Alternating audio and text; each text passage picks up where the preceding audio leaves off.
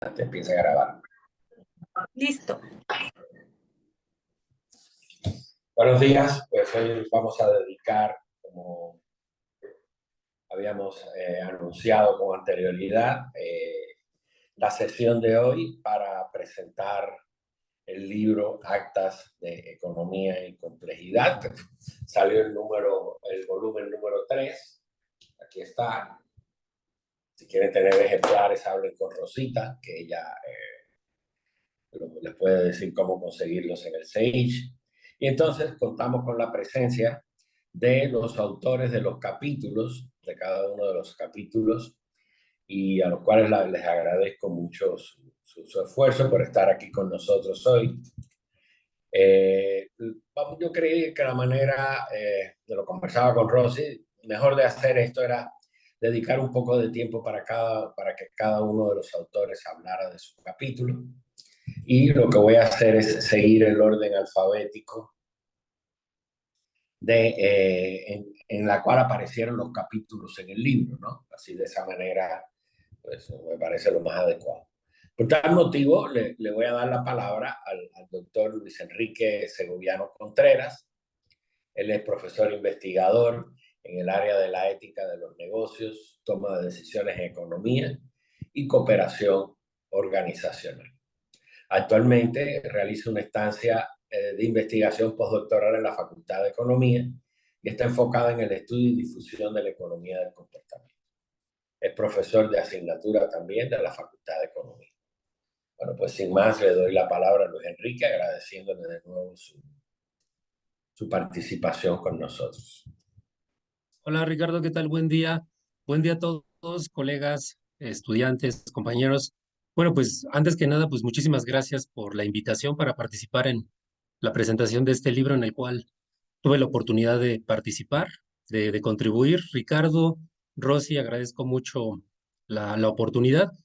Y bueno, yo brevemente, dado que se trata de una charla, bueno, de una pequeña presentación nada más, para hacer la invitación, sobre todo a que se animen a leer el artículo en el cual yo contribuí, les voy a platicar brevemente de qué trata ese artículo y tratar de mostrar la relevancia y la importancia, ¿no? del tema. A mí me tocó ahora sí que la parte de discusión filosófica. Em, Sé que es un libro que está constituido principalmente por trabajos técnicos, de análisis estadístico, de modelos matemáticos. A mí me tocó contribuir en la parte humanista. Este primer capítulo es Ética en la era digital, la privacidad en jaque. Básicamente lo que yo preparé en este capítulo es dar una introducción, si me permiten. El objetivo, pues, básicamente fue dar una introducción al lector de qué es la ética en la era digital, ¿sí? Con el desarrollo de las plataformas tecnológicas, el uso del Internet, ha habido todo un desarrollo importante, ¿no? Un impacto, toda una serie de riesgos sobre el uso que se genera en estas plataformas digitales en nuestra manera de trabajar, en la forma en la que nos comunicamos, la manera en la que convivimos. Y nosotros regularmente hemos visto la parte positiva, ¿no? Por ejemplo, pensemos en la época de COVID, en la época de confinamiento, más bien particularmente en la parte de confinamiento, cómo el uso de tecnologías digitales pues, nos permitió mantener la comunicación, el trabajo en casa, etcétera, ¿no? Pero también es cierto que el uso de estas plataformas está generando, pues de alguna manera, consecuencias no deseadas, ¿no? Que están afectando muchas esferas de nuestra vida actual. Y justamente lo que yo hago en esta contribución, pues es hablar sobre eso, ¿sí? Particularmente tomo como caso de estudio el tema de la privacidad. Una de las cosas más importantes, si lo vemos desde un punto de vista normativo en términos de valores, es la posibilidad de que haya cierta información de los ciudadanos, de los individuos, que esté protegida, ¿sí? De que no haya terceros que puedan incumbir o que puedan hacer uso de esa información de una manera que resulte en detrimento del ciudadano mismo, ¿no? Y justamente lo que yo discuto en este artículo es que con el uso de las plataformas digitales, pues estamos en una situación en la que la privacidad como un valor importante de derechos humanos, pues se pone en riesgo, ¿sí? La manera en la que se manejan los datos personales a través de muchas empresas en el sector tecnológico está llevando a riesgos importantes sobre aspectos de nuestra seguridad y sobre todo la libertad de decisión que nosotros tenemos. El artículo está dividido en 3 partes. Como yo les comento, lo que trato de hacer en esta contribución es invitar al lector a que entienda la importancia de la ética, de discutir desde un punto de vista ético toda una serie de consideraciones morales en el ámbito digital. La primera parte es justamente dar una introducción al área, cuál es el objetivo de estudio de la ética en la era digital.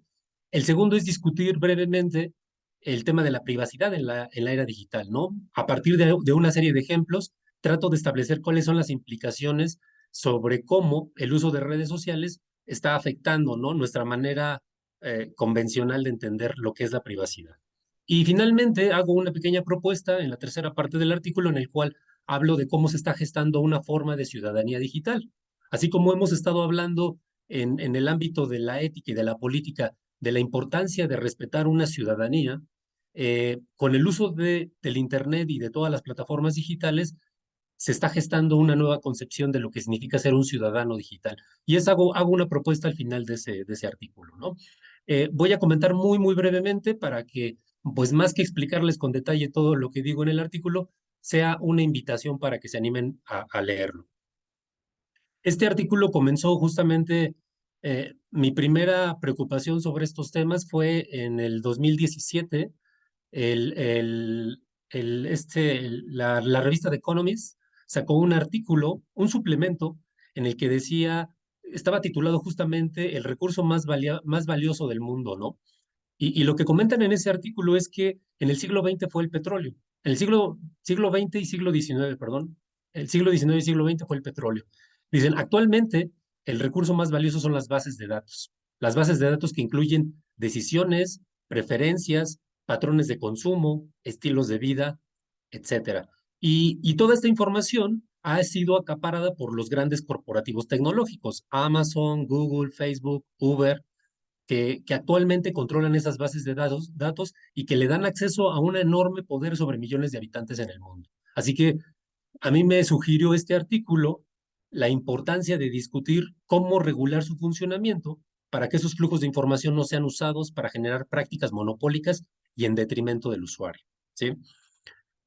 Como les comento, en la primera parte del artículo es explicar un poco qué significa la ética en la era digital, y yo lo que defino ahí es entender como un tipo de análisis y una evaluación de las implicaciones ético-morales en el desarrollo de las plataformas digitales, que funcionan a través de la información que proporcionamos nosotros y del impacto sobre la manera en la que estas empresas, estas organizaciones la utilizan, eh, repercutiendo en diferentes esferas de nuestra vida moderna, ¿no?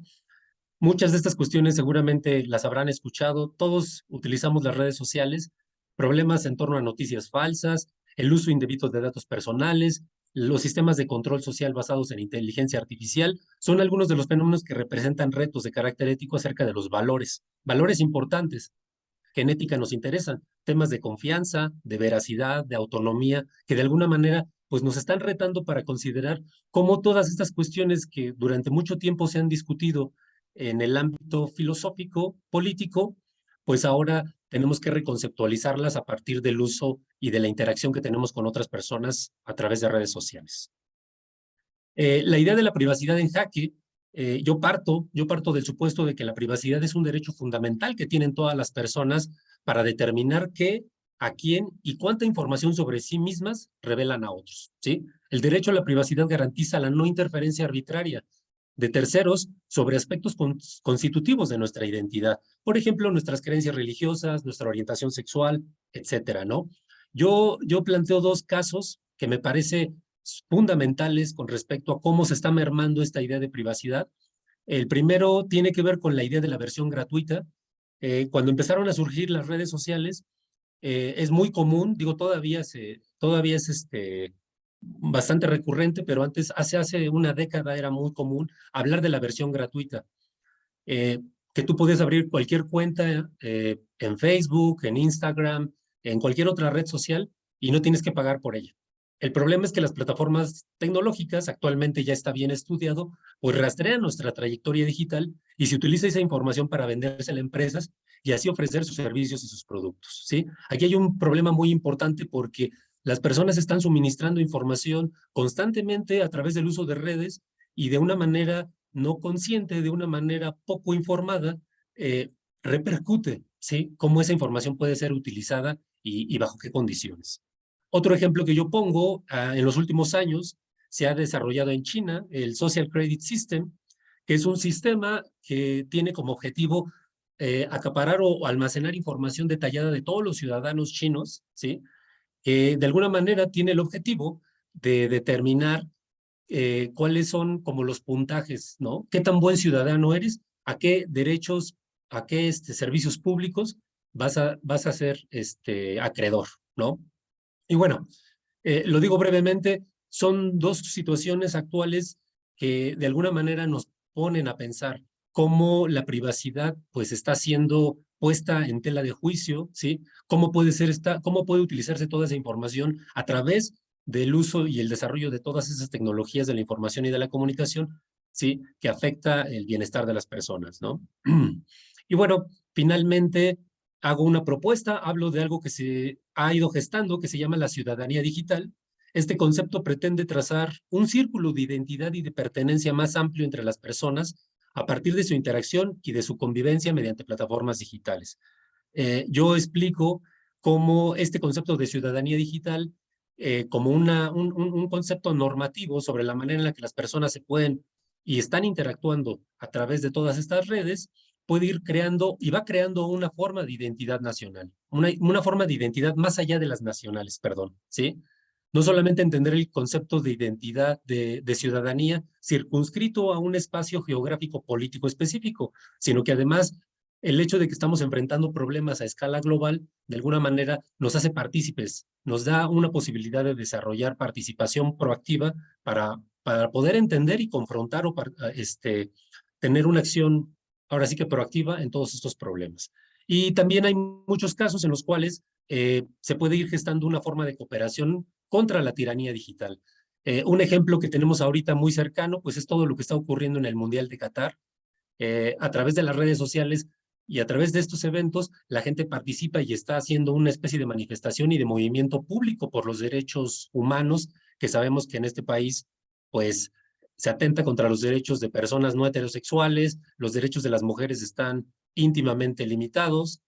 Así que, bueno, ahí también hay un concepto de ciudadanía que se ha ido desarrollando. Bueno, pues eso es muy brevemente mi participación para no exceder el tiempo. Pues muchísimas gracias por su atención. Le doy la palabra al profesor Ricardo.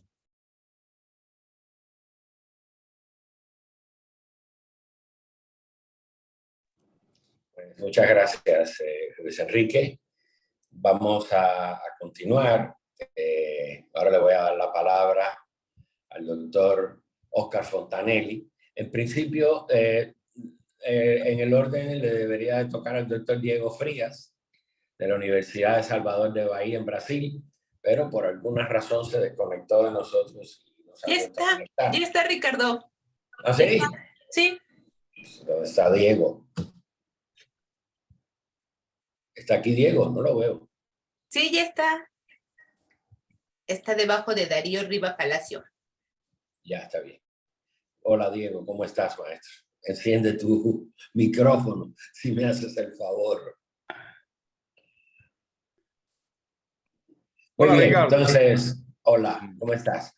Pues presento Bien, ¿y tú? al doctor Diego Frías. Él es ingeniero nuclear por la Universidad de La Habana, Cuba. Es doctor en tecnología nuclear por la Universidad de Budapest, en Hungría. Es doctor en modelación computacional por la Universidad Nova Friburgo, en Brasil. Y ha hecho 2 postdoctorados en matemática computacional y en bioinformática en Salvador de Bahía. En la Universidad de Salvador de Bahía, en la cual actualmente labora. Pues le doy las gracias a Diego por conectarse con nosotros. Y, gracias a ustedes, a Ricardo, por la invitación. Entonces yo hago mi presentación ahora. Presento nuestro capítulo, ¿es eso? Sí, doctor, por favor. Sí. Entonces voy a buscar aquí, voy a compartir mi tela. mi tela, mi display. Bueno, yo hice una pequeña presentación en 20 slides, imagino que de menos de 20 minutos, porque iré lo más rápido posible. No, Diego, estamos dándole 10 minutos más a cada capítulo. Sí, perfecto. Bueno, entonces el artículo que publicamos, somos 4 autores, Víctor Silveira, un alumno mío, Leandro Coelho es un colega, profesor, doctor en mi universidad, Ricardo Mancilla, se desconocen, y yo. Trabajamos durante algún tiempo sobre series temporales en el mercado financiero, en particular sobre series Forex en el mercado de cambio de divisas, y creamos este primer trabajo que apenas va a ser, creo que va a ser apenas el inicio de una serie de trabajos en esta área, y le llamamos complejidad y patrones en el mercado financiero, un análisis de patrones armónicos en las series temporales del mercado Forex. Voy a presentar aquí un resumen del trabajo. El mercado financiero en general es un tipo particular de sistemas complejos. Eso es algo que ya es conocido. Dentro de este mercado, el mercado de divisas, se llaman de Forex, Foreign Exchange Market, con las siglas de Forex, tiene dentro de sus peculiaridades las frecuentes y desordenadas fluctuaciones en los precios de los activos.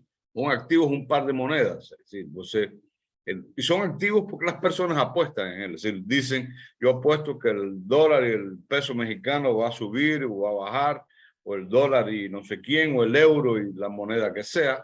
Y entonces, eso es un activo. Entonces, tiene dentro de sus peculiaridades que tiene oscilaciones. Todo el mercado tiene oscilaciones, pero el Forex tiene más fluctuaciones más frecuentes y más, digamos, desordenadas. Varían de una forma impredecible y por lo tanto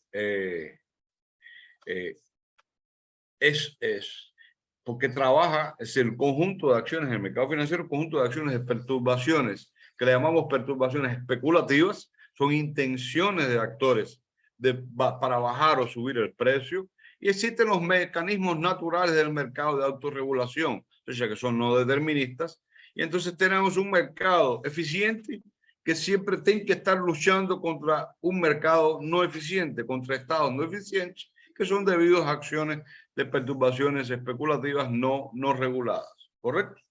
Bueno, entonces, dentro de ese proceso, en particular, nosotros vimos que ese comportamiento oscilatorio hubo, en portugués de clase en portugués hace más de 30 años. Hubo investigadores que se les ocurrió identificar patrones armónicos, esas oscilaciones, identificarlas como patrones armónicos. En particular, en 1935, un economista muy famoso, Gartley, publicó un libro porque descubrió esos patrones armónicos en la bolsa de valores, y más recientemente, en 2010, muchos años después, en el mercado Forex, Carney publicó un libro y también hizo mucho dinero con patrones armónicos. Nosotros que trabajábamos en la universidad de un grupo de series temporales económicas, nos llamó la atención y ahí surgió el bichito, ¿no? Aquella duda, ¿será? ¿Qué hay atrás de eso? Ahí fuimos y por ejemplo, lo que no sé si este gráfico señala, dice aquí tenemos una serie temporal, eso es euro dólar, un par de monedas, una variación clásica, oscilatoria en diferentes niveles, sí, en diferentes niveles. Es decir, tenemos una oscilación de alta frecuencia, pero también tenemos oscilaciones de más baja frecuencia en una escala temporal mayor. Aquí tenemos tiempo, aquí el valor del cambio, ¿no? Y entonces ellos identificaron que si buscamos los extremos locales, ¿no?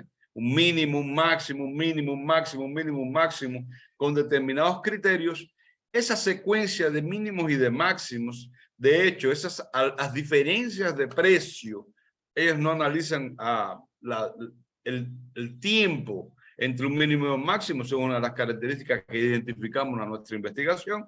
Pero bueno, las diferencias de altura definían patrones, patrones que ellos dicen que eran muy regulares, o sea, muy frecuentes y que servirían para definir el comportamiento futuro de los precios en el mercado, la bolsa de valores y en el mercado forex. Ahora, ¿qué son esos patrones armónicos? Bueno, Gartner definió y Cornet continuó la misma definición.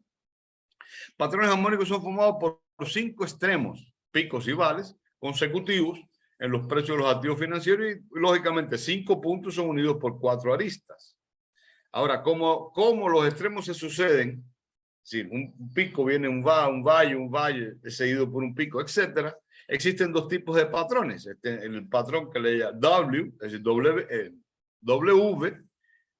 que es mariposa, donde comienza con un pico y termina con un pico. Y está el otro, el inverso, que es le llaman de murciélago, que comienza con un valle y termina con un valle, ¿correcto? Bueno, eso es lo que vimos, buscamos en la internet los ejemplos y vimos algo como esto. Por ejemplo, aquí tenemos un patrón mariposa que entre el 28 de febrero y el 13 de marzo de 2017 se instauró, no existió, y tiene un pico, un mínimo, valle, pico, y que, ¿cuál es la importancia de esto? Que si usted identifica que un patrón se formó, o sea, siempre, es decir, que esto es un pico y hubo un determinado patrón de mariposa atrás, usted puede predecir hasta dónde el precio va a disminuir y por lo tanto usted podrá hacer predicciones bien efectivas a la hora de definir si compra o vende. Porque el problema no es apenas decir si va a caer, eso es más o menos simple, más decir cuánto va a caer o cuánto va a subir, eso es mucho más relevante. Entonces, otro patrón también que encontramos aquí, por ejemplo, el patrón mariposa, es decir, el murciélago, que diga. Y es la misma cosa, después de un valle va a tener una subida, a depender del patrón que se formó antes, va a definir cuán fuerte será la subida de ese precio. Bueno, era eso lo que estaba. ¿Cómo se caracterizan? Bueno, son formados por 5 extremos, ¿no? Sí, 5 puntos, en este caso estoy comenzando con un pico, ¿no? Un pico, valle. Lógicamente esos picos son unidos por 4 aristas y lo que medimos son las distancias, las diferencias de precio, ¿no? Lo que ellos miden es las diferencias de precios entre cada extremo. Ahí tendríamos 4 transiciones de precios, ¿no? Y con esas 4 transiciones ellos calculan 3 relaciones numéricas, ¿eh? Para clasificar un pico. O sea, dividen la transición 2 entre la 1, la 3 entre la 2 y la 4 entre la 3. Entonces se utilizan 3 números racionales y 3 fracciones para definir un patrón. Acontece que, bueno, y como comenté, no llevan en cuenta cuánto demora entre un patrón y otro. Nosotros también no llevamos en cuenta eso, pero es una información que vale la pena considerar en estudios futuros. Bueno, ¿cuántos patrones armónicos existen? Bueno, les voy a decir que son infinitos, es lógico, ¿no? Pero, siguiendo la línea de raciocinio de Gartner en 1935 y otros autores posteriores en 2010 y 2019, ellos dicen que existen, por ejemplo, Carney en 2010 y Darren Oglesby en 2019, ellos dicen que existen un grupo, una decena de patrones que son muy repetidos y que siempre que pasan, el futuro, si lo que viene después es garantizado que va a ser de esa forma. Y aquí les tengo un ejemplo, nosotros cogimos los datos de la literatura, ninguno es literatura gris, o sea, ninguno son artículos científicos, son libros publicados por los autores, pero en ninguna revista indexada, es decir, con referees. Y bueno, estos son los patrones cuando nos pusimos a ver, como el primer trecho es relativo, lo importante es definir el patrón en relación al primer trecho. Y vimos que todos ellos definían una familia de patrones relativamente parecidas. Habían 2 aquí que eran un poco más intensos, no final, más la mayoría tenía una subida abrupta y después las otras oscilaciones eran más suaves. Simplemente, y esos son los conocidos, ¿viste? 3, 6, 9, 10, una decena de patrones llaman gato, león, gartelón, murciélago, tiburón, etc. Hay unos 15 más, pero es literatura, ya no es gris, es literatura no sé de qué color, porque no tienen, simplemente lo dicen y están vendiendo anuncios ahí en la internet y cursos, pero no tienen ningún fundamento de ninguna forma. Entonces, surgió la duda, bueno, ¿cuál es la importancia de esos patrones? La importancia es que si usted consigue descubrir la existencia de estos patrones, bueno, pues si existe alguna regularidad, demuestra que hay regularidad en el desorden, que todo el mundo sabe que ese aparente desorden no es tan desorden, siempre hay una cierta regularidad, pero bueno, sería una forma de captar regularidades, la definición de esos patrones armónicos, ¿no? Y ir identificando en el tiempo una sucesión de patrones armónicos. Entonces, por eso fue que fuimos atrás. En particular, en segundo lugar, permitiría desde el punto de vista práctico anticipar la variación del precio en el último trecho de un patrón de formación. Entonces tenemos 4 trechos. Si descubrimos que en el primero y segundo trecho parece el mariposa o el tiburón 1, por ejemplo, ya podemos predecir que en el último trecho él va a variar tanto. El precio puede llegar hasta tal valor y eso puede dar una ventaja desde el punto de vista de conocimiento cognitivo a la hora de negociar. Y entonces esto serviría para programar robots que detecten patrones en su penúltima fase de formación y realicen transacciones de acuerdo con el comportamiento esperado del patrón detectado en su última fase. Simplemente es eso. Ahora, eso ha sido mencionado apenas en literatura comercial y surgió la duda, ¿esto es un mito o una verdad? Y eso fue lo que dio origen a nuestro artículo. Desde el punto de vista teórico, una serie temporal aleatoria puede generar una cantidad infinita de patrones armónicos, es decir, 5 puntos extremos, todos con la misma probabilidad. Entonces, si hay algún patrón que pueda ser utilizado en la operación financiera, tendría que tener una frecuencia de aparición mayor que la media para que tenga sentido operacional. No puedo pasar la mayor parte del tiempo sin decidir si compro o no compro. Un padrón que no pasa nunca, no ocurre nunca, me va a dejar parado. Yo lo que necesito es entrar en el mercado, sobre todo en frecuencia de alta, en negociaciones de alta frecuencia, que es el área en que el profesor Mancilla trabaja. Es importante tú no pasar mucho tiempo sin operar, o sea, el padrón tiene que ocurrir frecuentemente. Entonces, por eso en este trabajo llevamos a cabo una investigación sistemática de la frecuencia de formación de esos patrones armónicos en las series temporales. En particular, usamos eurodólar, que es la moneda, es el ícone, es la referencia en el mercado Forex, y primero nos deparamos de que era necesario crear una codificación de padrones, porque decir que la segunda variación de precio es 60% de la primera o 61.5% de la primera y que la tercera variación es 24.8% de la primera, son valores singulares y que la posibilidad de que pasara eso es muy difícil. Entonces tuvimos que coger el intervalo de variación en cada trecho y discretizarlo y crear unas clases y a partir de esas clases numerar y crear un nombre, un código para cada uno de los patrones que existen, porque un patrón infinito, la probabilidad de un patrón en una infinidad es 0. Entonces no conseguiríamos medir. Y entonces tuvimos que crear esos intervalos y agrupar en familias en todos los patrones que tuvieran C1, C2, esas tres relaciones en los mismos intervalos. Bueno, una vez que definimos eso, perfecto, vamos a la familia, tenemos el otro problema. Sí, y los padrones que ya fueron publicados en Mariposa 1, en Mariposa 2, el tiburón, no sé qué, ¿en qué familia pertenece? Ese fue otro trabajo que tuvimos que hacer. Numeramos esos patrones que habíamos numerado en una línea y también identificamos cada uno de esos patrones, de esos 10 patrones conocidos, qué número, a cuál patrón, o sea, a qué familia pertenecía. Con eso, de antemano, entonces fuimos y calculamos la frecuencia de esos 10 padrones, donde tenemos GARTL1, GARTL2. Estos son los valores de C1, C2 y C3, aquí las relaciones, y cómo lo clasificamos, ¿no? Atribuimos una clase de 1 a 10 a cada una. Aquí tenemos un 2,7, un 4, etcétera. El código, el número consecutivo que le habíamos asignado a cada uno de esos patrones y cuál era la gran familia a la que esos patrones pertenecen. Nosotros vimos que todos los patrones publicados, la mayoría de ellos pertenecen a una única familia, excepto los 2 mariposas, que son los únicos que pertenecen a una segunda familia. Solo que nosotros tenemos millares, decenas de millares de familias existen en el mercado.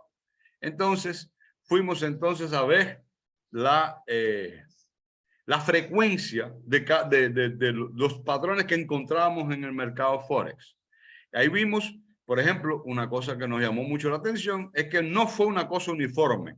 Esperábamos aquí abajo, repito, está el número, aquel consecutivo que queríamos para la familia, y vemos que realmente existen grupos, agrupamientos de patrones, no son todos, algunos más frecuentes y otros menos frecuentes. Y si 400, vimos que realmente todos los patrones no ocurren con igual frecuencia, sino que apenas algunos de ellos, y que están agrupados en una decena de familias, aparecen, y que algunas familias son mucho más frecuentes que la otra. Ahora, lo interesante es que los patrones publicados están en estas familias que son poco frecuentes, no aparecen en las familias más frecuentes. ¿Qué esperábamos? Que los patrones publicados estuvieran en las familias más frecuentes, pero no fue así. Por ejemplo, tenemos que la frecuencia, aquí tenemos, tenemos dos partes, ¿eh?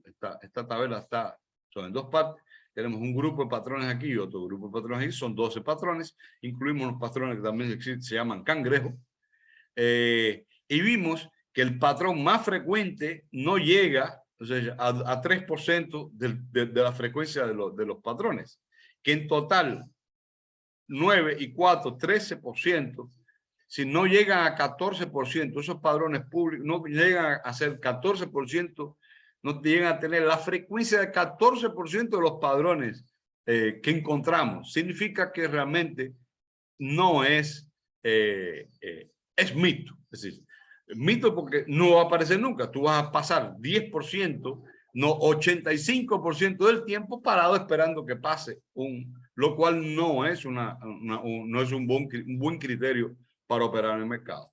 Lo otro, no son considerados frecuentes. Otra cosa que encontramos es que, de acuerdo con lo anterior, parece ser un mito, ¿no? La posibilidad de operar. El método descrito también, como resultado, vimos que este método descrito, si adicionamos la variable temporal, o sea, adicionamos el tiempo que demora entre cada extremo, puede servir para compactar grandes series temporales en mercado financiero. Uno de los problemas de inteligencia artificial y de procesamiento de series temporales, sobre todo en el mercado financiero, es el enorme volumen de datos. Mismo que sean datos diarios, es muy grande.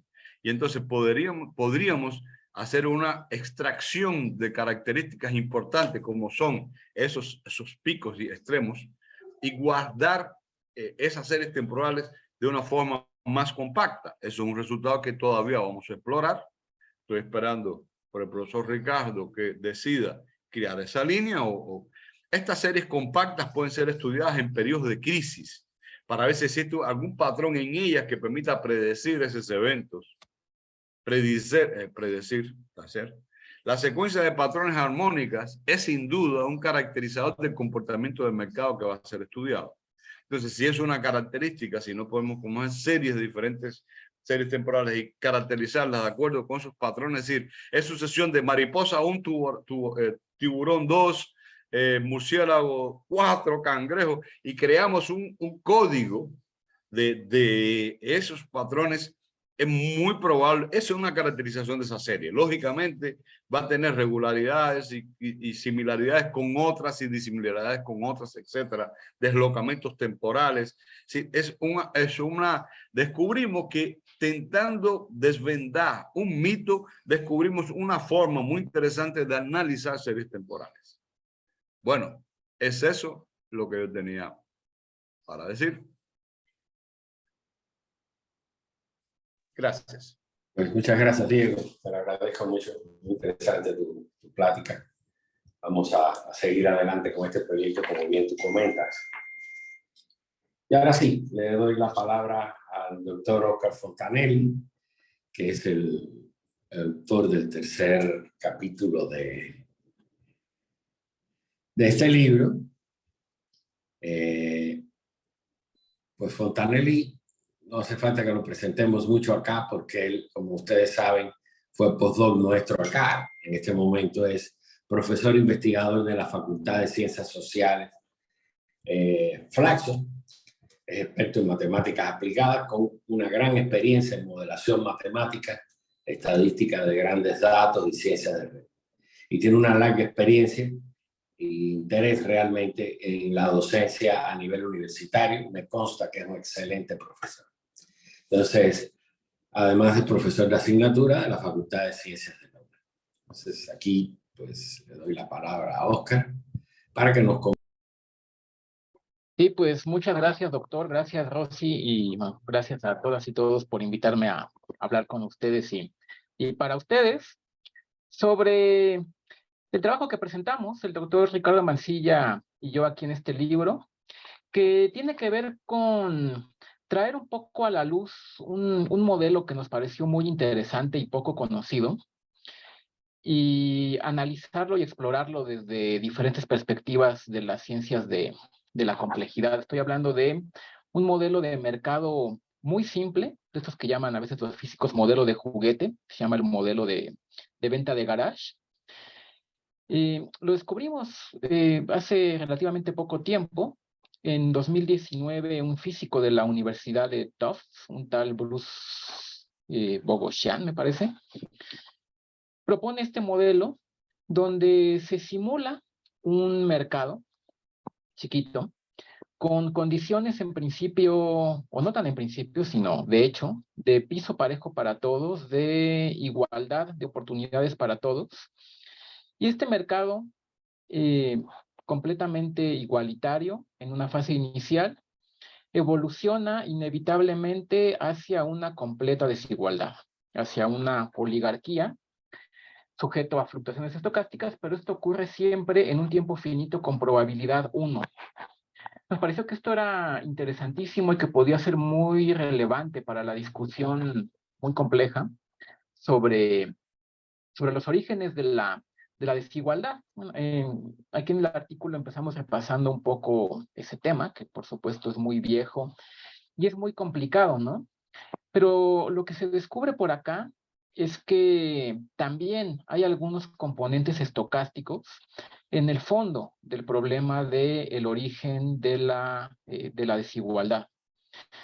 Un poco como en la evolución biológica, esto me recuerda un poco el fenómeno de la deriva genética o deriva génica. Ahorita lo aterrizo en los términos de este modelo de venta de garage. Cuando hay dos poblaciones en un ecosistema, donde una de ellas, por alguna fluctuación estadística, tiene una población ligeramente superior a la otra, y esa diferencia minúscula en la población, producto de una fluctuación nada más, que al inicio es muy difícil de detectar, poco a poco se va haciendo más y más y más grande, hasta que esa población termina predominando sobre la otra, la población o algún rasgo de la población, sin que esto constituya un fenómeno de adaptación al ambiente, ¿no? No es que haya una característica que haya hecho que esa población fuera mejor o más apta y quisiera que se impusiera poblacionalmente sobre la otra. Aquí sucede algo parecido. Imaginen ustedes un sistema formado por agentes. Los agentes pueden ser personas o pueden ser empresas, vamos a imaginar personas. Estas personas todas inician con una cantidad inicial de dinero que es la misma para todos, ¿no? Entonces, en un estado inicial, un histograma se ve de este modo, todos tienen la misma cantidad de dinero y uno empieza a seleccionar aleatoriamente parejas, ¿no?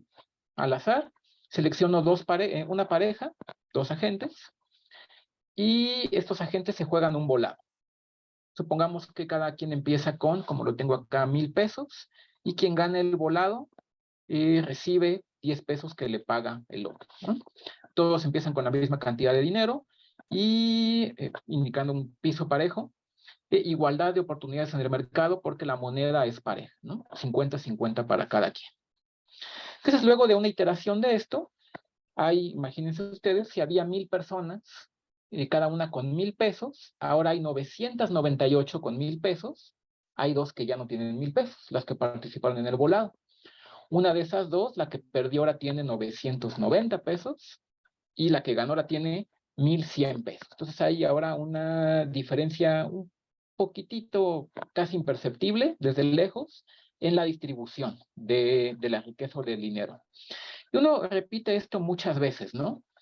Resulta que se puede demostrar que este proceso estocástico lleva a que, como decía yo al inicio, en un tiempo finito, con probabilidad uno de estos agentes se va a quedar con todo el dinero que había en el mercado y todos los demás van a quebrar. ¿Quién sabe cuál? Aquí nos está incluyendo en este modelo, digamos, es muy simple el modelo, todos los agentes, no hay uno que al inicio tenga una ventaja sobre otro, pero por estas fluctuaciones estadísticas que se dan al inicio del sistema, los que ganan los primeros volados tienen un poquito de ventaja sobre los otros agentes, que conforme va evolucionando temporalmente el sistema, estas ventajas se van haciendo más y más y más grandes hasta que termina esto en una oligarquía. Acá nosotros retomamos este modelo con la intención de ponerlo también a la luz de las ciencias de la complejidad, analizarlo desde estas perspectivas y traer esto a la discusión, viendo, por ejemplo, cómo es la evolución de los histogramas, ¿no? Como mostraba yo aquí al inicio, empezamos con una distribución perfectamente igualitaria del dinero. A las pocas iteraciones hay unos poquitos agentes que tienen un poquito más de 1,000 pesos, que son estos de acá, los que ganaron al inicio. Unos poquitos agentes que tienen un poquito menos de 1,000 pesos, los que perdieron los primeros volados. Y esto hace que la simetría inicial del sistema se rompa, en analogía con muchos sistemas de la física, y que va evolucionando hasta que hay solo un agente, que creo que casi no se alcanza a ver aquí en este histograma, que tiene, al final concentra toda la riqueza y todos los demás quebran.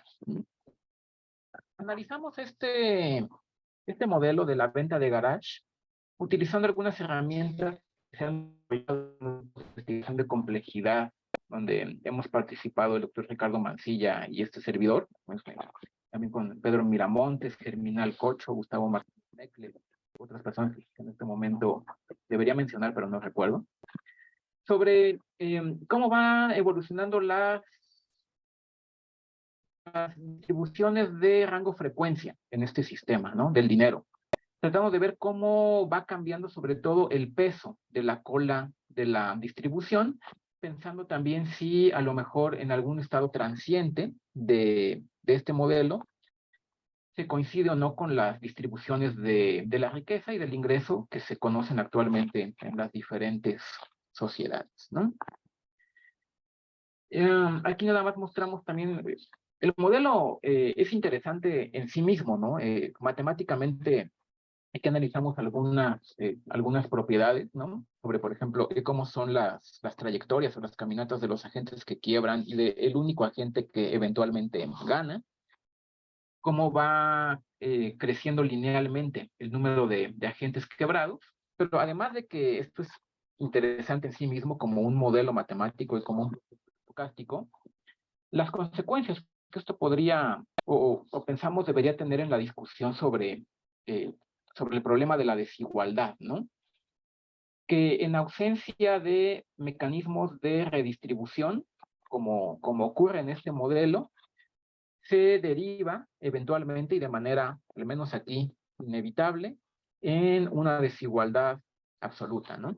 Y sabemos que eso no corresponde por completo a cómo son las economías y los mercados en general en el mundo, donde sí existen los mecanismos de redistribución, los mercados no se comportan de manera tan simple como este modelo, pero que de todas maneras captura algunos elementos que quizá habían pasado desapercibidos durante muchos años, ¿no? esto de que hay elementos estocásticos de fondo y fluctuaciones estadísticas al inicio que han derivado en en las desigualdades que vemos hoy en día, y traer también a la mesa, pues, nuevamente la discusión sobre la necesidad de modelos de redistribución más justos y más equitativos. Las y los invitamos a que, si tienen interés en esto, lean el artículo y mantener abiertos los canales de comunicación y de discusión sobre este tema que nos parece muy relevante. Y muchas gracias. Pues gracias, Oscar. Gracias por tu intervención.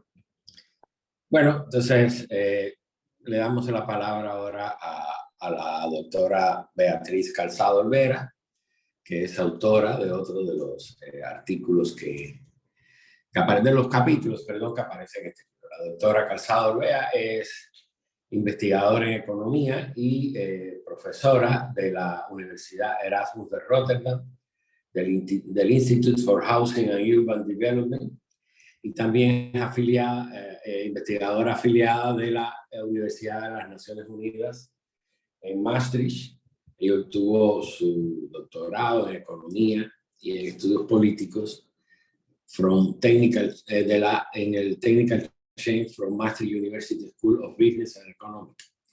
En su disertación doctoral examinaba las relaciones entre los recursos naturales y la estructura del campo.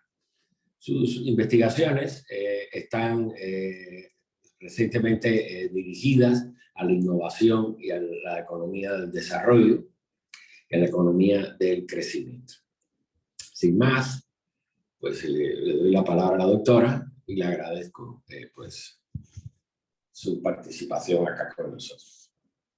Gracias, Ricardo. Bueno, pues es un gusto y muchísimas gracias por este espacio, sobre todo viendo lo interesante que han sido las presentaciones, ahora sí que anteriores. Y bueno, espero que esto que voy a presentar de alguna forma también esté conectado a lo demás. Obviamente sí, yo pienso que también tiene que ver un poco con ese path dependence que se estaba discutiendo en la presentación anterior. Sí, de entrada pido una disculpa que hice la presentación en inglés, pero por cuestiones de tiempo no pude traducirla, entonces también espero no incurrir mucho en un tema de Spanglish. Si lo hago, pido una disculpa de entrada y bueno. Entonces, este capítulo lo escribí con mi colega Danilo Sartorello Espínola, que ha estado en contacto con este grupo anteriormente y bueno, gracias a él pudimos pues ahora sí que tener este capítulo como parte del libro. Y bueno, ¿de qué trata el libro? Pues primero que nada nos enfocamos a ver qué tan balanceado es el comercio entre países latinoamericanos y algunos socios comerciales. El propósito de este trabajo era generar un network que tuviera en cuenta la complejidad de los bienes que se comercializan a través de, ahora sí que en esta región, para tener vamos a decir, como una visión de lo que ha sucedido en la integración intrarregional en Latinoamérica. Y ahora sí que el argumento viene siendo o está motivado por esta visión estructuralista de economía que habla del centro-periferia, este debate que se hizo muy famoso en la posguerra y que habla de, bueno, que sí hay un desbalance en los patrones de comercio, siendo que el centro, vamos a decir así, los países más desarrollados exportan, bueno, vamos a decir, productos de alta complejidad a Latinoamérica, mientras que Latinoamérica exporta productos de baja complejidad, siendo en esta época prácticamente todo dominado por la manufactura. Me refiero a la época en la que se escribió este bueno, en la que se discutía este argumento. Entonces, en este estudio, que es pues sí un caso de estudio más que nada descriptivo, realmente utilizamos una aplicación básica de complejidad y de networks para entender cómo ha sido esta evolución. Utilizamos complejidad a nivel producto, utilizando las migas de Hausman e Hidalgo. Utilizamos o desarrollamos un índice bastante sencillo que viene siendo el Index of Modern Balanced Trade, y este habla, vamos, de qué tan diferentes o qué tan similares son los productos en términos de complejidad entre dos países. Y se construyeron dos redes. Un network que es el balanceado, el BTN, y uno que le llamamos, bueno, el Unbalanced Trade Network, que es donde no hay balance en la modernidad o complejidad de los productos. Hay 3 años que manejamos, 1975, 1995 y 2013, que reflejan puntos claves en la historia reciente de la economía en Latinoamérica, y encontramos que la mayoría de los, pues sí, que muchas de las relaciones que tiene Latinoamérica con el resto del mundo se mantienen desde los 70s bastante desbalanceados, mientras que sí ha habido, o sea, bueno, esto coexiste con un desarrollo de cierto comercio más balanceado dentro de la red, que se ha ido integrando y que se ha expandido, pero con ciertas limitantes, ya que no todos los países están participando de forma equitativa, vamos a decirlo así. Entonces, una disculpa, estaba aquí. Sí. Bueno, aquí tenemos que en el caso de el comercio regional, más allá de la discusión de que si el comercio internacional es bueno para el crecimiento o no, bueno, pensamos sí, es importante por los efectos multiplicadores que puede tener para los productores, tanto de productos intermediarios como de productos finales. Idealmente, el escenario que se busca es tener un comercio regional que asemeje más a lo que se observaría en Asia o en la Unión Europea, donde se caracteriza por la industria o intra-industria, vamos a decirlo así, el comercio que se da dentro de los mismos sectores, de la misma industria. Sin embargo, lo que se observa o lo que se tiene a observar más en Latinoamérica como en África es que hay más comercio de tipo interindustrial. Esto significa que son a través de diferentes industrias. Y esto obviamente no da pie a los efectos multiplicadores regionales, ya que no hay, vamos a decir, complementariedad. Si todos los países están exportando café y cocoa, pues va a haber poca posibilidad de complementariedad y por tanto menos capacidad, vamos a decir, de generar estas sinergias a través de o digámoslo así, sí, across regions, a través de los diferentes países. Entonces, bueno, una perspectiva un poco simplista de lo que ha pasado en las últimas décadas en Latinoamérica podría ser, vamos, vista desde 3 puntos en la historia.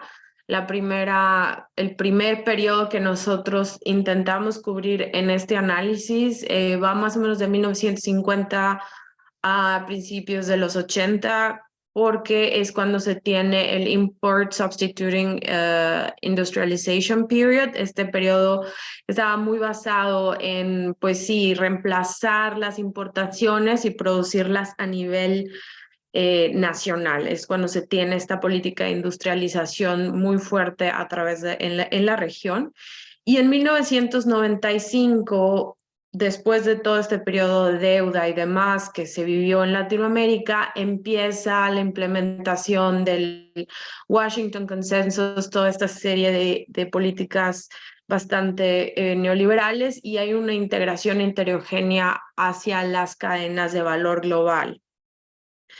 Y finalmente, el último periodo en el que nos concentramos viene siendo este commodity boom que se vivió a principio de este siglo, y en particular vemos el año 2013, que fue un año después del pico de commodities, y además es en este periodo donde se consolida China ya en el comercio internacional, y como un partner muy importante para Latinoamérica.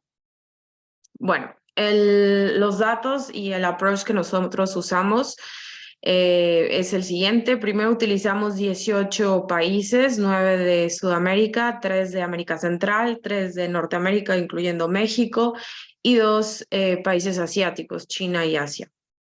Los datos vienen del Economic Complexity Index, que se puede encontrar en estas dos plataformas. El índice, como lo mencioné, es bastante sencillo, es simplemente el producto entre dos radios. Aquí vemos que si las exportaciones del país A al país B son muy concentradas en commodities, y si las importaciones que tiene el país A del país B son mucho más complejas, vamos a tener que el IMPT, este índice que nosotros calculamos, va a estar más cerca de cero, lo cual nos indicaría un desbalance en la modernidad del comercio que se tienen entre estos dos países. Bueno, y aquí con algunas simplificaciones, básicamente esta es un reflejo de lo que se vive, es la gráfica del network de dos años. Aquí se ve, no incluimos 1995, y por ejemplo aquí se notan algunas de las diferencias que obviamente se esperan. Por ejemplo, aquí China solamente estaba conectado a esta red de comercio a través de Estados Unidos, pero básicamente se mantenía, vamos a decir, al margen de Latinoamérica. Brasil y México se mantienen por aquí, bastante en el centro, Argentina, Panamá, Brasil, México. ¿Por qué? Porque de alguna forma son los países que más tienen modernidad en sus exportaciones. Bueno, algunos años después, ya 2013, esta red de comercio balanceado cambia bastante, hay mucho más densidad, y aquí vemos ya China en el centro. México se convierte, pues vamos a decirlo así, como ya el centro o el hub más importante en términos de manufactura y productos complejos. Brasil también sigue teniendo, vamos a decir, un lugar central en esta red. Y otros países como Uruguay, Argentina, Colombia, Perú, por ahí empiezan a emerger, siendo que en los periodos anteriores estaban un poco, vamos a decir, perdidos.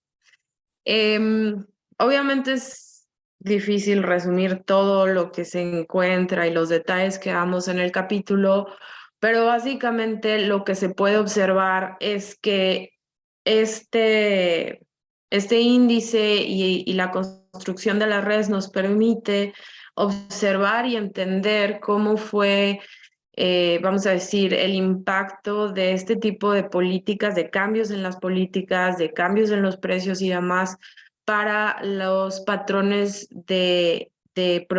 vamos a decir, para los patrones de especialización. Entonces, en los 70s, esta red balanceada vamos a decir, reflejaba todo este tipo de ISI policies y el hecho de que no había mucho comercio dentro de la región. En esta época la densidad de la red era bastante baja, ciertamente era la más baja que en los otros años. Los países latinoamericanos tenían más conexiones en la red que refleja el desbalance comercial en modernidad, este UTN, y prácticamente todos estas vinculaciones, estos links en las redes que se generan por el balance, vamos a decir, el comercio balanceado en productos complejos se da en 4 países: Panamá, México, Brasil y Argentina. Esto nos habla de que había a pesar de que estaba esta política de ISI, hay un desarrollo industrial que no se da de la misma forma a través de la región.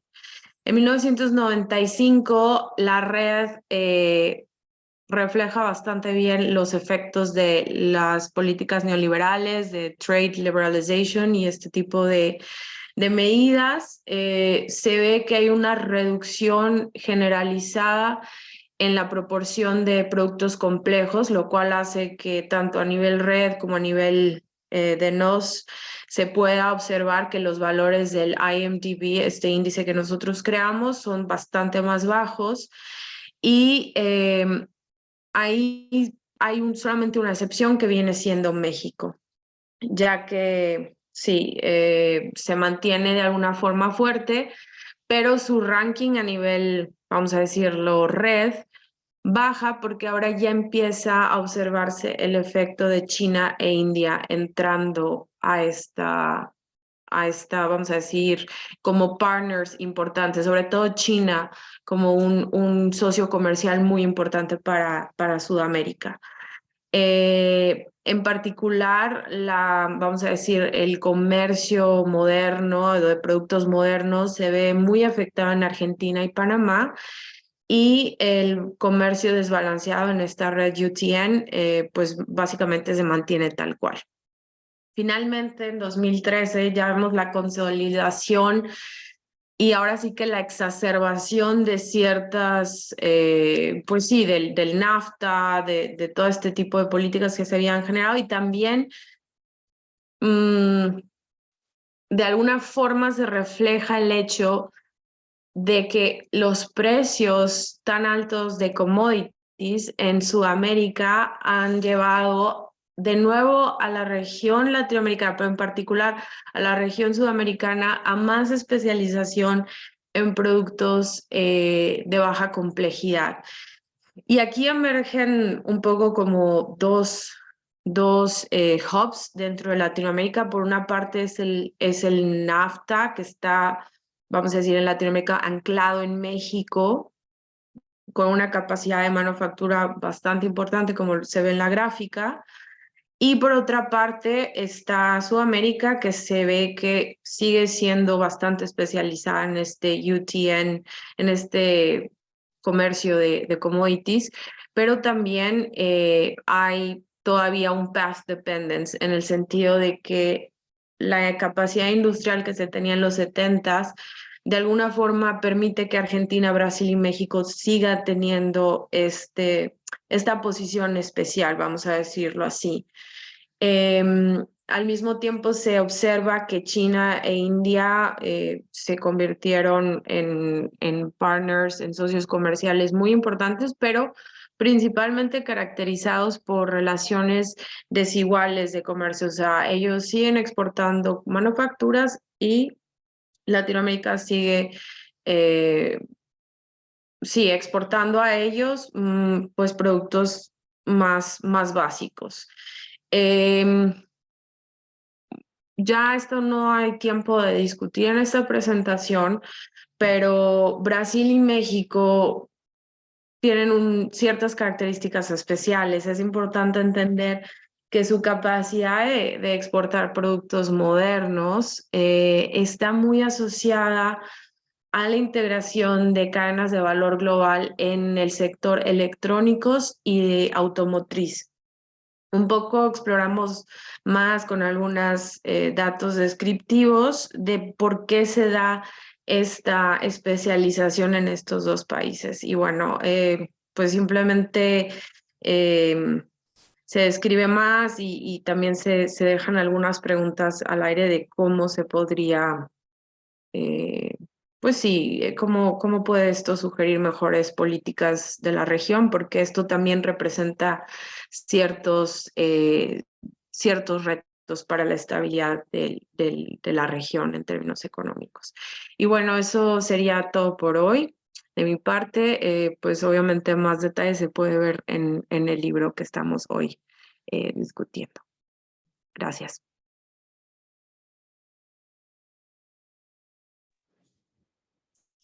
Muchas gracias, doctora, por su presentación. Entonces, pues creo que nos vamos ya al último capítulo, ¿no?, del libro. Y tenemos aquí a Gustavo, un viejo conocido nuestro, que ha apoyado mucho a este seminario a lo largo del tiempo.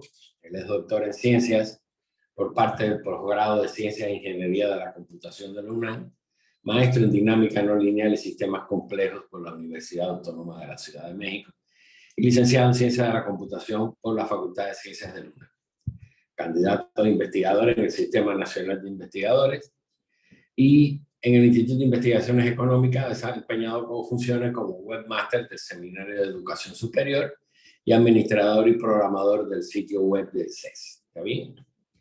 Pues de nuevo, gracias a Gustavo, y le damos la palabra al doctor Carrión para que nos hable de su capítulo. Sí, muchas gracias, doctor Ricardo, y también a la maestra Rosy Mendoza. Pues antes que nada, felicitarlos por este nuevo volumen de esta serie de actas de economía y complejidad, que bueno, entiendo que ya van a sacar el cuarto volumen. Pues los felicito por este gran esfuerzo, ¿no? Yo me siento parte de este seminario, entonces bueno, pues me siento muy contento de poder contribuir también en las diversas, estos volúmenes de actas de economía. Este artículo, que tiene por título Sistemas complejos y minería de datos, una metodología para análisis de textos, pues justo está inspirado en algunas propiedades que exhiben los sistemas complejos, como son las leyes de potencia, que aparecen en una gran diversidad de fenómenos cuando los estudiamos a través de, pues, digamos, de estas relaciones, de cómo están conectados los componentes. Y es una parte clave para poder construir esta metodología y a través de mapeos autoorganizados, que es un tipo de red neuronal no supervisada, en el que la idea es que podamos categorizar textos de alguna fuente, no importando de dónde viene el tema, pero que en función de pues estas propiedades más complejos, pues podamos tener una buena categorización, buenos resultados frente al entrenamiento del SOM. Sabemos que es una parte siempre sustancial, los entrenamientos, sea supervisado o no supervisado de una red neuronal, es una parte, digamos, fundamental, ¿no?, para tener buenos resultados. Sabemos que un sistema complejo, pues hay múltiples elementos interactuando de manera no lineal, con distintos grados de acoplamiento, y el cual exhibe una dinámica. Si cambian a través del tiempo, van evolucionando, se van adaptando a su entorno. Hay procesos de autoorganización, es decir, va surgiendo nueva información, un reordenamiento de la información, y que puede desencadenar una propiedad emergente, algo que no estaba antes, pero que es reflejo de toda esta interacción que tienen los elementos, de una escala local hacia una escala global, ¿no? Tenemos métodos de modelación matemática y computacional con distintos enfoques, tipo bottom-up, como modelación basada en agentes o redes complejas, o tipo top-down, como ecuaciones diferenciales o mapeos en diferencia, ¿no? Entonces, bueno, son algunas propiedades más complejos que retomo para poder explicar un poquito más la metodología. Cuando abordamos un fenómeno a través de este paradigma, pues vemos que hay un gran volumen de datos en todas estas interacciones. ¿Cómo procesamos los datos? ¿Qué metodologías podemos utilizar? ¿Cómo medimos? ¿Cuáles son, digamos, medios de almacenamiento correctos o un paradigma correcto para tratar los datos? Pues hay una gran diversidad de respuestas a estas preguntas que realicé, pero en sí algo que podemos ver es que los sistemas complejos son generadores de grandes volúmenes de datos, ¿no? Y como ejemplo pongo el Internet, esta red que ha ido creciendo a lo largo de las décadas de manera descentralizada y que ya sea de su verla o estudiarla desde aspecto de hardware, de los fierros, de las conexiones, o desde su parte lógica, el www, pues esta distribución de esta información o de la propia red, pues sigue una ley de potencias, ¿no? Barabasi nos proporcionaba algunos métodos para explicar cómo es que van surgiendo ese tipo de estructuras libres de escala.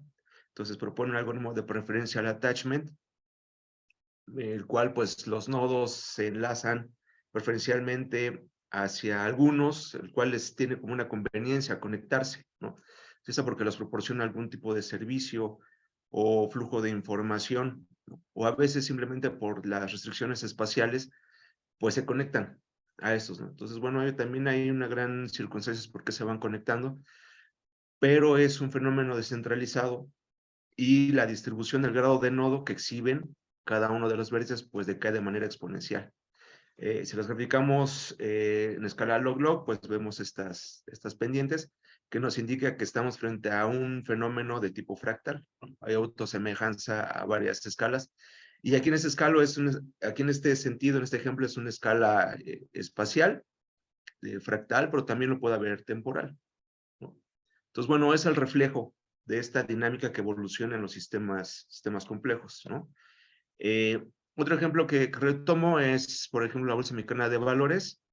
Sabemos que pues tiene un motor de transacción sumamente poderoso, 100,000 transacciones por segundo. Entonces, imagínense la gran cantidad de datos que genera en segundos o en un día, ¿no? Y a la vez, pues tenemos indicadores, la construcción de indicadores para ver cómo se van comportando estas inversiones. Por ejemplo, el IPC está compuesto por 35 empresas, de las más importantes. Y entonces a lo largo del día, pues traders y brokers pues van vendiendo y comprando respecto a cómo van viendo estas series de tiempo. Y entonces, bueno, vamos obteniendo las fluctuaciones. Imagínense cuántos datos hay pues en estas series de tiempo. La idea es que estos motores de transacción pues sean sumamente rápidos para que tu precio de venta y de compra pues se mantenga. Si nosotros vemos la serie después de 5 minutos y decimos, queremos comprar, pues seguramente el precio ya cambió, ¿no? Pero aquí lo interesante son las propiedades cualitativas también de cómo son estas series de tiempo, cuáles son las propiedades.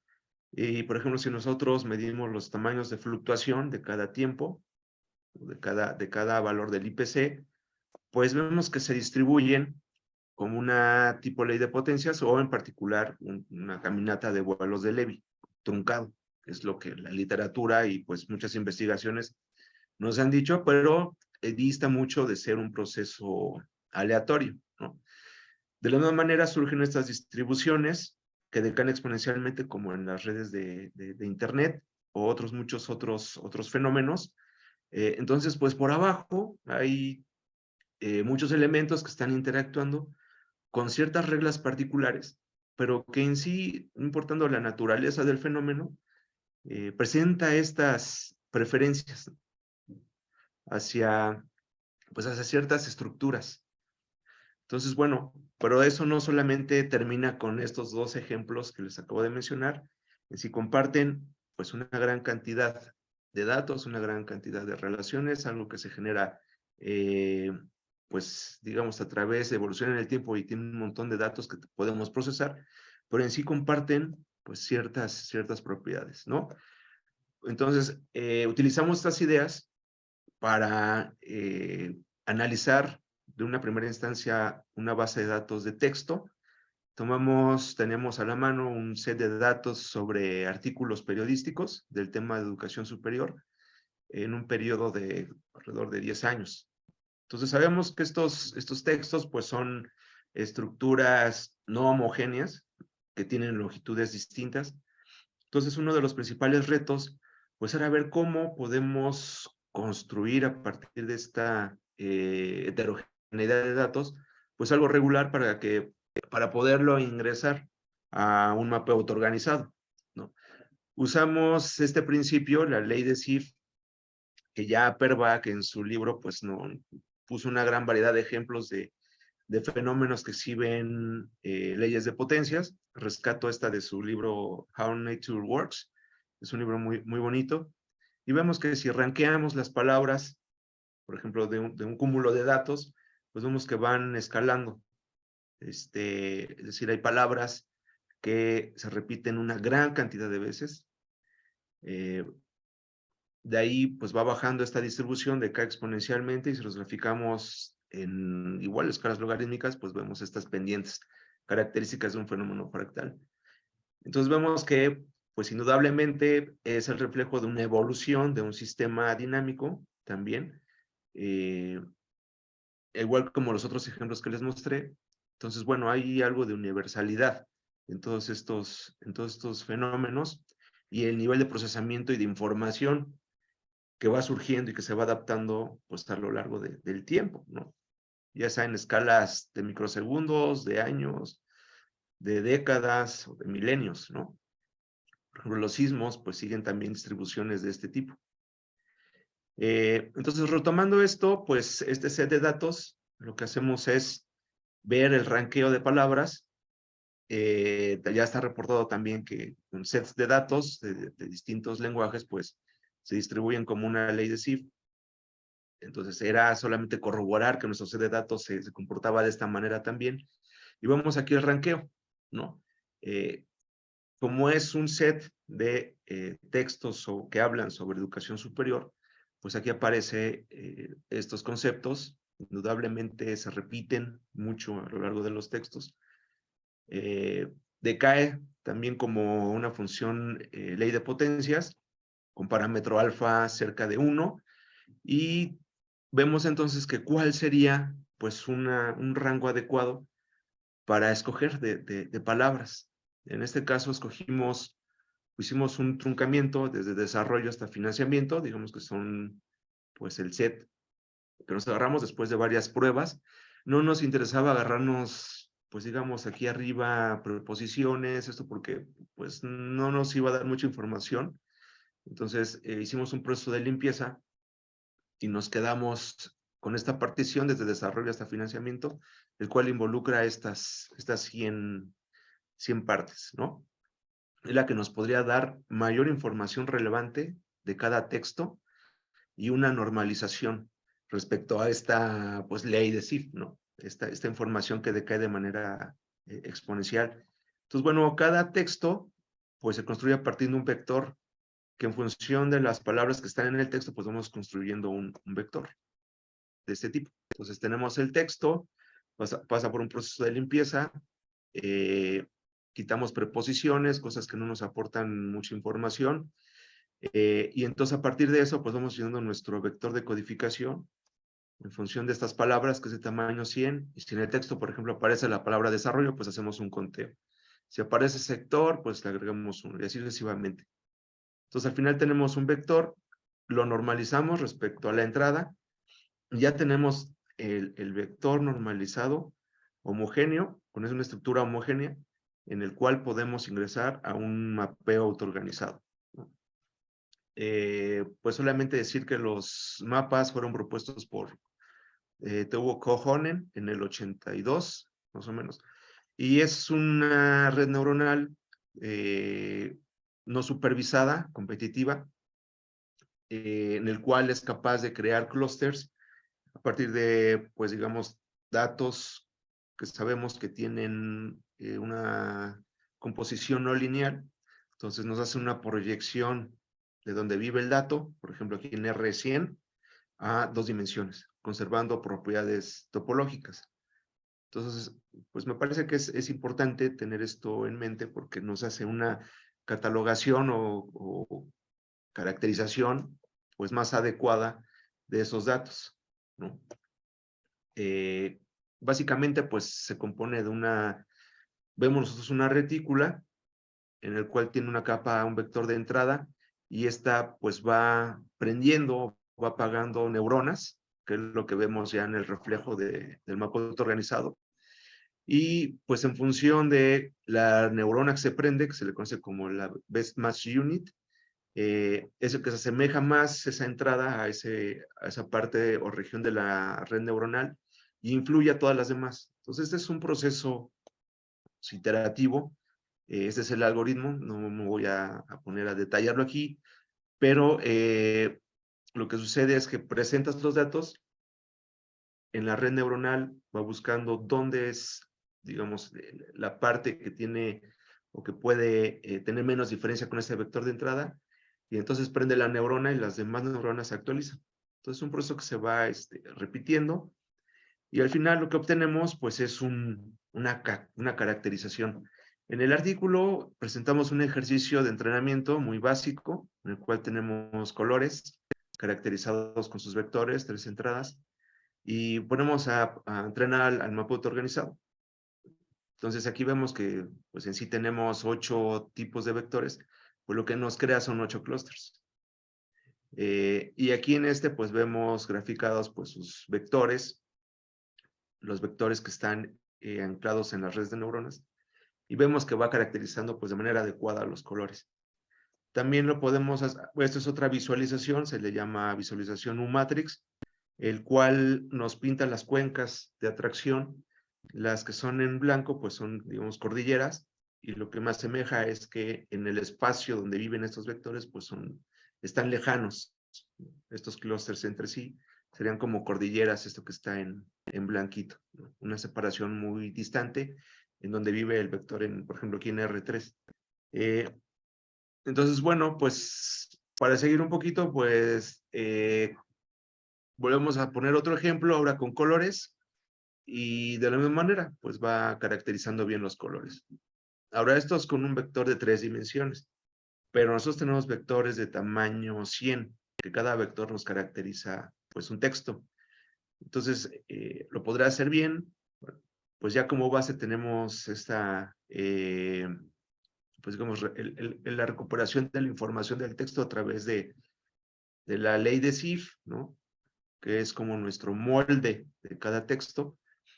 Y lo que hicimos fue, pues, aplicar una metodología KDD, de descubrimiento de información de las bases de datos, y aplicamos esta metodología. Si tenemos los textos, se almacenan en una base de datos, hay un preprocesamiento, almacenamos el vector, recuperamos el vector, entrenamos a la SOM, regresa y creamos una interfaz WebSOM para visualización, ya para que el usuario, digamos, pueda navegar y ver los clústeres o cómo fue la caracterización que hizo. Al final entrenamos el mapeo y tenemos este tipo de estructura en el cual se van en cada celda, esta es una neurona, se van posicionando los vectores que se parecen más unos con otros, es decir, los textos que se parecen más entre ellos. Se hizo el proceso de aprendizaje del mapa autoorganizado. Aquí la pintamos como un matrix. Y entonces tenemos ciertas cuencas, ciertas regiones blancas. Esto me da una proyección de qué tan alejados están en el espacio n igual a 100. Aquí rescatamos digamos, la componente más relevante del vector. Y por ejemplo, si buscamos jóvenes, que está aquí jóvenes, pues vemos que los vectores o digamos los textos que fueron mapeados a esta zona, pues hablan de jóvenes. Entonces está bastante bien caracterizado estos clústeres. Tenemos por aquí otros que tienen la componente jóvenes, por ejemplo, pero el cúmulo principal y el artículo más relevante que habla sobre jóvenes es el amarillo. Y de ahí tenemos esta región que mapea, ¿no? Posiblemente los otros que están más alejados también tienen jóvenes, pero no es tan relevante. Otro ejemplo, por ejemplo, ciencia, tecnología, CONACYT es este clúster en el cual se prende un texto que tiene de relevante ciencia, tecnología y CONACYT, y a su alrededor todos los que hablan sobre él, ¿no? Entonces vean que hay una superposición de clústeres, pero que de manera adecuada lo está haciendo el mapa autoorganizado. Entonces los invito a que lean el artículo, a cómo se planteó toda la metodología. Esa es una interfaz WebSOM que rescata los textos, entonces el usuario puede navegar, pero en sí la esencia es cómo podemos crear un set de datos y una caracterización adecuada del dato para ingresarlo al SOM a través de propiedades de sistemas complejos, como son las leyes de potencias, ¿no? Y bueno, pues los invito a que consulten todo el libro, son artículos muy, muy interesantes, y pues aquí lo dejo, y muchas gracias por su atención.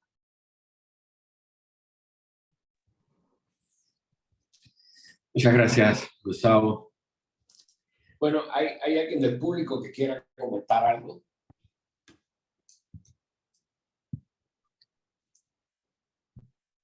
Preguntas, comentarios a los asistentes.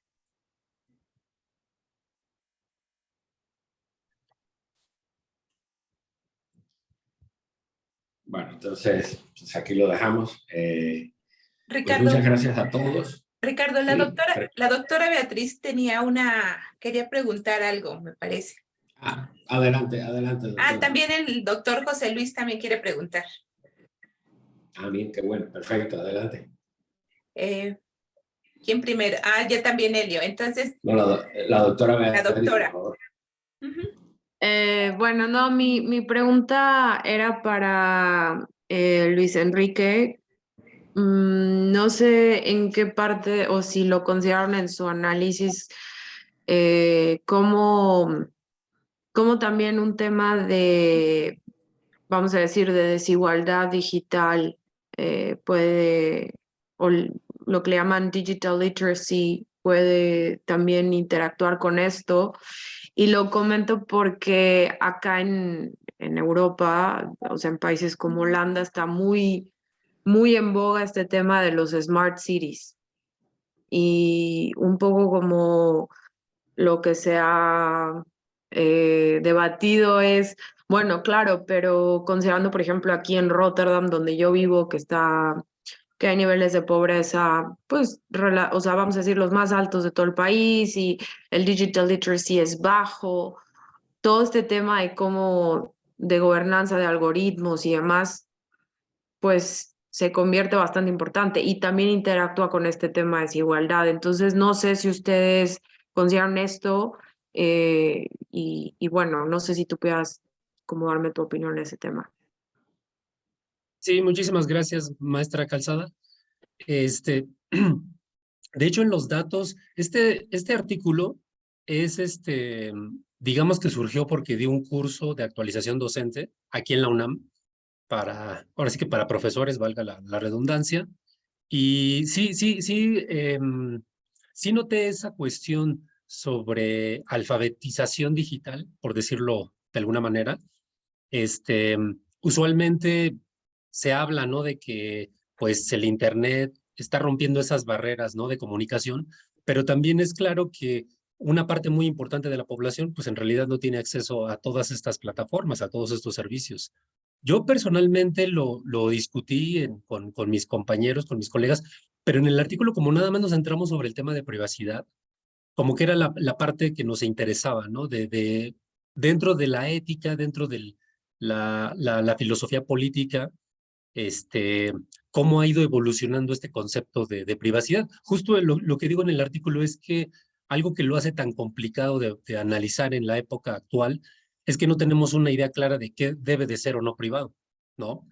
De hecho, la gente comparte muchísimas cosas a través de redes sociales y es hasta este momento en el que nos damos cuenta de todas las implicaciones que tiene en términos de seguridad o en términos de nuestro bienestar.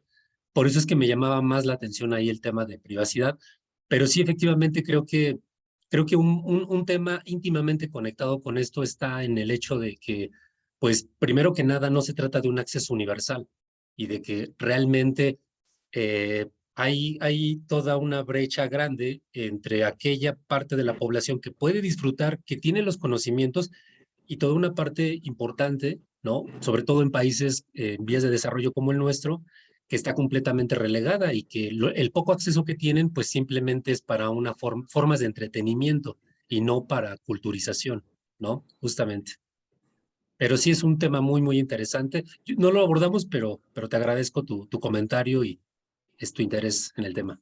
Claro, sí, y yo, bueno, nada más como para complementar lo que te dije, mi pregunta iba por el lado de que si ya hay un tema de acceso, además el hecho de que no puedas entender, no nada más cómo acceder, sino también que si accedes no puedes entender, por ejemplo, qué son las cookies y todos estos tracing mechanisms. Entonces, claro, también ahora sí que caes más en el terreno de, bueno, ¿es acaso esto ético si la gente no lo entiende? Y claro, se exacerba en un contexto como el que mencionas. Pero bueno, muchas gracias por tu presentación y por tu respuesta. Gracias, igualmente gusto participar contigo. Gracias. Entonces, doctor José Luis, por favor. Sí, muchas gracias. Buenas tardes a todas y a todos. Pues fueron extraordinarias estas exposiciones que hoy tuvimos, fueron muy agradables. No obstante, los partidos del Mundial, pues estamos aquí, ¿no? Porque de verdad representa esto, pues un aprendizaje extraordinario para nosotros. Preguntas rápidas para no entretener. A la doctora Beatriz Calzada, nos da un panorama, ¿no? Difícil, ¿no? Para la economía mexicana de poder superarse, ya sea con el modelo neoliberal o con el actual, ¿no? Entonces, yo no sé si deberá México estrechar más relaciones con la China y la India para dinamizar su economía y producir pues productos complejos, ¿no? Porque en un trabajo de campo que estoy realizando en la Ciudad de México, pues todo lo que es Tepito, la Lagunilla, el centro histórico, productos de verdad de muy baja calidad, pero está abarrotadísimo de la población, que creo que es el acceso que puede tener para la compra de esos productos. Entonces, esa era la pregunta, y yo no sé si entendí bien, pero vamos, creo que el modelo neoliberal, no obstante que dinamiza algunas empresas, ¿no? Multinacionales, nacionales o extranjeras, pues a la demás población o a las demás empresas las deja en la misma condición o incluso algunas entran en una etapa difícil para mantenerse. Al doctor Gustavo Carrión, pues una felicitación. Mire, estoy trabajando todo el problema alimentario, llevo 30 años trabajando toda esta situación de la alimentación en México desde, pues no sé, de la última glaciación hasta ahora, cómo se alimentaron los mexicanos que llegan a América y bueno, hasta la actualidad. Es un montón de información que ahorita más o menos somos 70,000 documentos, entre libros, textos, etcétera. Esto se puede procesar, sería la pregunta, se puede procesar a mí ya me llevó como 4 años, nada más procesar la información, por fortuna ya lo logré, pero podía haber sido más sencillo y no meterme en tantos problemas, nada más por el procesamiento de información. Y finalmente, si este es el futuro o añoramos un futuro para las bibliotecas, ¿no? En la cual ya el joven estudiante, pues tenga acceso a una información, más refinada, ¿no? Y no tenga que estar revisando cualquier cantidad de información que a veces, quienes somos académicos, pues vemos que los profesores claudican en su intento. Eso sería todo y muchas gracias por todo y felicidades de verdad al doctor Ricardo Mancilla, a la doctora Rosy Mendoza por todo este esfuerzo que hicieron durante todo este periodo. Muchas gracias.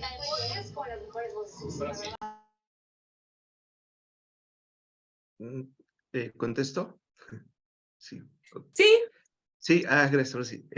Sí, maestro Luis, Sí, hemos hecho pruebas con mapeos automatizados, introduciendo registros de alrededor de 5 millones de datos.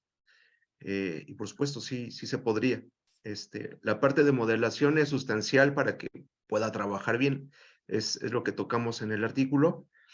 Y sobre las bibliotecas, pues indudablemente podría ser un método, pues digamos, inteligente para poder navegar a través de todo este cúmulo de información.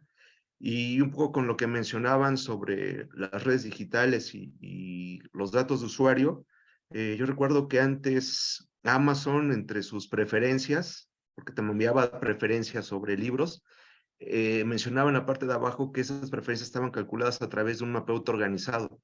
Entonces, recolectando tu historial de navegación y todo lo que buscas, compras, entonces eso se va registrando y con base en tu perfil, entonces procesaba estos datos con un mapa autoorganizado y te daba ciertas sugerencias, que incluso dices, bueno, es que creo que Amazon me conoce más que yo mismo, ¿no? Porque decía, esto da en el clavo. Pues sí, se puede utilizar es una metodología muy grande, muy abierta, que se puede utilizar para cualquier fin, pero también conectando con el trabajo de Luis Enrique, pues hay límites, ¿no? Que no habría que pasarlos, ¿no? Porque indudablemente nuestros perfiles están en la web totalmente, y bueno, a veces pues saben más ellos de nosotros que nosotros de nosotros mismos, ¿no? Pero bueno, ahí la dejo. Gracias. Doctora Beatriz, ¿quiere comentar algo? Sí. Sí, gracias. Bueno, pues sí, es una gran pregunta, ¿cuáles son las rutas, vamos a decir, posibles en términos de integración y comercio? En realidad, vamos a decirlo así, el estrechar vínculos comerciales con China para México es bastante diferente que, por decirlo así, con, no sé, con Chile.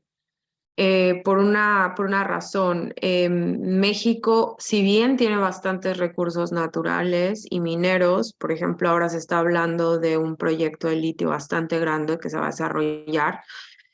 No se ha llegado al nivel de especialización que se tiene, por ejemplo, como en Perú, en Sudamérica. O sea, hubo años en el principio de siglo donde simplemente las exportaciones solo de cobre en Perú eran como 4 o 5% del Producto Interno Bruto. Entonces no se ha llegado a ese nivel de dependencia en México. Podría llegar, si bien pienso yo que, como lo mencionaba, ya hay una dependencia que se ha creado, un path dependence, o sea, toda esta cuestión, o sea, todos estos caminos, vamos a decir, que se han labrado en términos de capacidades productivas durante décadas en México no se pueden desaparecer tal como así, pero sí es cierto que está concentrado en ciertos sectores, en ciertas empresas y en ciertas regiones. Si uno analiza el valor agregado que se tiene en la industria manufacturera, que está, por ejemplo, en las áreas de maquila versus el valor agregado que se tiene, por ejemplo, en el Bajío, en el sector automotriz, es muy diferente. Entonces, también es cierto que este tipo de arreglos ha permitido que ciertas regiones que vamos a decir, que inicialmente tenían ciertas ventajas, que sigan, vamos a decir, teniendo ventaja o generando más ventajas, y las regiones que estaban ya retrasadas en términos de capacidades industriales y tecnológicas, pues se exacerba más y se retrasan más, haciendo estas brechas regionales dentro de mismo México aún más fuertes.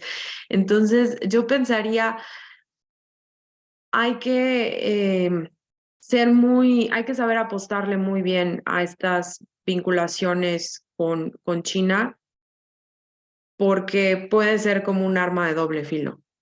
Y por ahí pienso yo que también tiene efectos bastante más allá de la parte económica. Espero esto conteste un poco la pregunta. Gracias, doctora. Elio, por favor. Oh, muchas gracias. Sí, mi pregunta va para Oscar. No, me interesó mucho su experimento de echarle los volados. Y pues en ese sentido, a lo mejor la pregunta va un poco si cómo está relacionada la desigualdad con el neoliberalismo y en ese sentido, pues el trabajo, las políticas del presidente, cómo están combatiendo la desigualdad. Saludos. Sí, gracias, Sergio. Bueno, no sé si yo soy la persona más calificada para responder esa pregunta, pero en términos de lo que nosotros analizamos en el trabajo es que las causas de la desigualdad, o sea, son muy complejas y no ahondamos mucho en eso. Habría que preguntarle a Rousseau o a Piketty quizás, pero que una importante es sin duda el azar y los elementos estocásticos, no que sea la principal causa, ni mucho menos, pero es una que también ahí está, pues, ¿no? Y que es algo que también se puede analizar desde la perspectiva de las ciencias de la complejidad. Es que este modelo de venta de garage, que es el que analizamos acá en este trabajo, pues realmente se va a los factores estilizados del intercambio y lo que está tratando de poner énfasis es en el hecho de que si uno toma un sistema muy simple en el cual los agentes económicos están inicialmente todos equilibrados y establece una relación de intercambio entre ellos, como bien comenta Oscar, de carácter aleatorio en el ganar o el perder, pues tarde o temprano, de manera inevitable, nos vamos a una polarización de la riqueza, lo cual quiere decir que es necesaria la intervención de un organismo regulador que de alguna forma le agregue al sistema una forma de redistribuir la renta, pero nadie dice que tiene que ser el Estado. Lo único que hace falta es un mecanismo regulador de redistribución de la renta o agregar reglas al juego, que esa sería otra manera de hacerlo, de manera que la renta se distribuya de alguna manera. A mí en fin, es muy peligroso tratar de hacer predicciones de un modelo tan complejo como una economía real con respecto a esto. Este es el modelo de la venta de garage. Lo que está tratando de enfatizar es que en condiciones de absoluta igualdad inicial, si uno introduce un mecanismo de intercambio que vaya generando pequeños sesgos, pues a la larga hay una enorme polarización de la renta. Eso es un factor estilizado de las economías. Entonces, lo único que sugiere esto es que sí tiene que haber un mecanismo regulador. Gracias, Ricardo. Ya no tenemos más preguntas. No sé si alguno de los autores quisiera, o la doctora, quisieran comentar algo más. No sé, ya no hay preguntas ni comentarios.